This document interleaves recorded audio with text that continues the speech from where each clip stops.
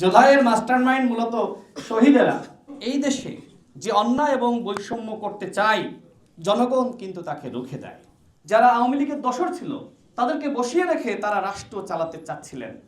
তারা মনে করছিলেন যারা বাংলাদেশপন্থী, যারা জাতীয়তাবাদের আদর্শকে ধারণ করে, যারা বঞ্চনার শিকার হয়েছে, এখন যদি তাদেরকে প্রমোশন দিই সেক্ষেত্রে তো আমাদের যে এজেন্ডা, একটি দল গঠিত হবে, আগামীতে ক্ষমতায় যাবে, সেটি তো বাস্তবায়িত হবে না।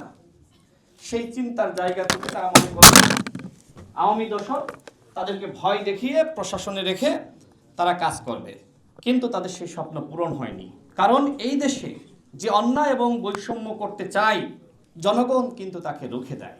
দেখেন, অনেকে আমি দেখেছি যে আমাদের রুহুল কবির রিজভী ভাই, যে সময় তিনি বলা যায় প্রায় 2 বছর 1 মাস যে সময় বাংলাদেশে জুলুম চলছিল, যে সময় নিপীড়ন চলছিল, যে সময় কথা বলা যেত না, যে সময় গুম করছিল, খুন করছিল, যে সময় জঙ্গি ট্যাগ দিয়ে মানুষকে হত্যা করছিল, সেই সময় তিনি বিএনপির অ্যাডভোকেট রুহুল কবির রিজভী সাহেব তিনি পল্টন বিএনপির কার্যালয়ের সামনে তিনি বসে আছেন।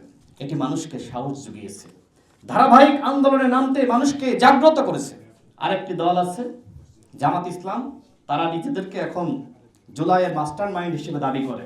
তাদের একজন এমপি শফিকুল ইসলাম মাসুদ কয়েকদিন আগে একটি বক্তব্যে বলেছেন যে জুলাইয়ের মাস্টার মাইন্ড জামাত শিবির। বলেন এই কথা? অথচ বছরের পর বছর ধরে ছোট্ট মাত্র একটি তালা তাদের ওই মগবাজার কার্যালয়ে ঝুলেছিল, একজন মাস্টার মাইন্ডও যায় নাই ওটি খোলার জন্য। জুলাইয়ের মাস্টার মাইন্ড মূলত শহীদেরা। এক লাইটেই নিশ্চিন্তে চলে দিনের পর দিন। Walton emergency bulb, the best emergency bulb. এখন এই ভুয়া জামাত শিবির তারা এখন নিজেদেরকে জুলাইয়ের মাস্টার মাইন্ড হিসেবে দাবি করে প্রকৃতপক্ষে শহীদদের সাথে এক ধরনের প্রহসন করছে, শহীদদের মর্যাদাকে হানি করছে। এই হলো জামাত শিবির। রাজনীতি করার সুযোগ পেয়েছে দেশনেত্রী বেগম খালেদা জিয়ার কারণে। অথচ এই দলটি কত বড় অকৃতজ্ঞ। তারা আজকে পোষ্য প্রাণী বলা যায়, যাদের দিয়ে আজকে শহীদ প্রেসিডেন্ট জিয়াউর রহমানকে পর্যন্ত গালিগালাজ করা হচ্ছে। বিএনপির মহাসচিব তিনি তো বলেছিলেন যে আমরা তো আন্দোলনে নাই, এই আন্দোলন তো ছাত্রদের। দেখেন, তার আগে আওয়ামী লীগের সাধারণ সম্পাদক ওবায়দুল কাদের থেকে শুরু করে স্বয়ং আওয়ামী লীগের সভানেত্রী শেখ হাসিনা কি বলছিল, এটা আসলে বিএনপি জামাতের আন্দোলন, যে কারণে ছাত্রদের আন্দোলন যাতে বাধাগ্রস্ত না হয় এই জন্য বিএনপি সংগ্রামী মহাসচিব তিনি একটি কৌশলী বক্তব্য দিয়েছিলেন।